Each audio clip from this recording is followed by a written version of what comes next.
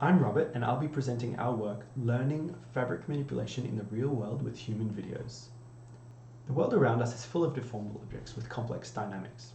We would like our robots to be able to handle such objects effectively. Recently, deep learning-based methods have demonstrated impressive results, but often require large datasets for training. This means that simulation is often used to collect training data, but the sim-to-real gap is still a significant limitation here.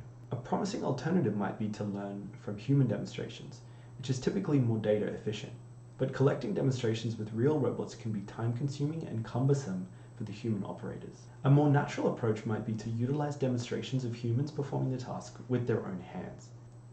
To this end, we propose to use a hand tracking system to obtain pick-and-place labels from human videos. We use media pipe hands, which enables real-time hand tracking. Further, we propose a sample-efficient method to learn pick-and-place policies.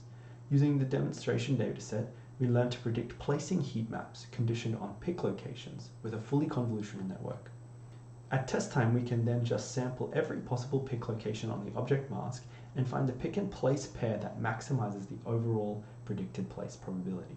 Given 15 demonstrations, 10 for training and 5 for validation, our method learns an effective policy for this task, smoothing the cloth and folding it into a small triangle shape.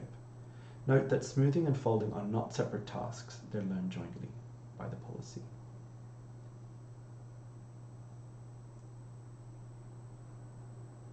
We compare our method quantitatively against a baseline that learns to predict both pick and place heat maps, and we also show human results as an upper bound.